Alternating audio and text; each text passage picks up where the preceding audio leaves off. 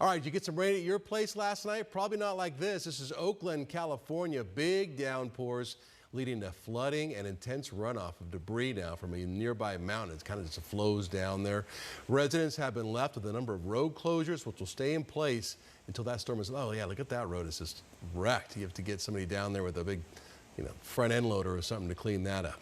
All right, and more rain on the way here to the valley. So I know some parts got a little bit. My house was one of them up in the North Valley, but there's more on the way this week, Chris. Yeah, and my house was one of those that didn't get very much. So it was very much a case of the haves and the have-nots. Here's what's happening across the state right now. Things are really starting to clear out. A little bit of lingering rain way up to the north in northern Mojave and northern Coconino counties.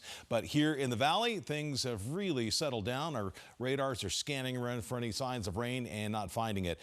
Everything kind of on the west side of the valley. Surprise, Goodyear, 8/100ths of an inch of rain. Glendale, the same. Cave Creek, 1600ths, and almost a quarter of an inch of rain in the Anthem and New River area. Just a trace at Chandler, Queen Creek, Apache Junction with 8/100ths, but there's kind of a big dry slot right here where a lot of folks didn't get any. So for some parts of the valley, a big swing and a miss, but for other parts, you got quite a bit of rain.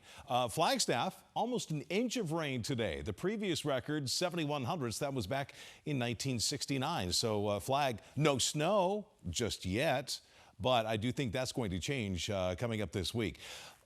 50s will transition to the upper 60s, low 70s tomorrow. Scattered clouds around just ahead of our next storm system.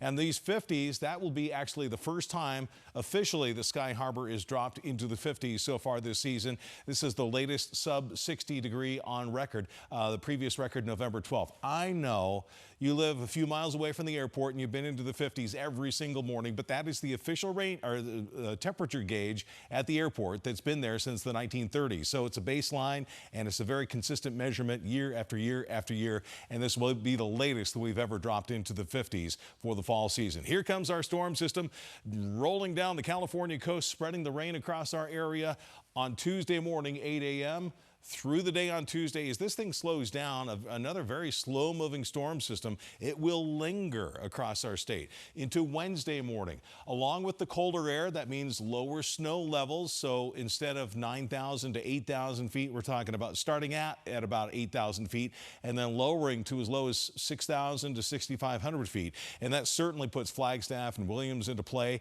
and certainly the Snow Bowl. And they've been able to make snow with the colder air, along with the natural snow that is falling.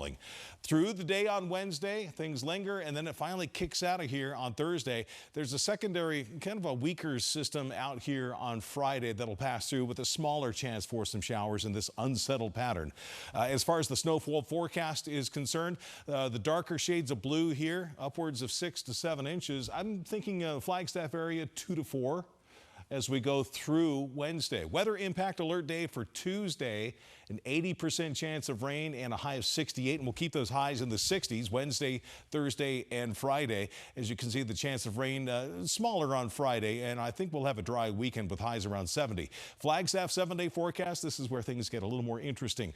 Rain changing over to snow, especially on Tuesday night, and pretty much all snow Wednesday and Thursday, with several inches possible in Flagstaff this week. Winter is almost here. Yeah, definitely cooling off. Chris, thank you.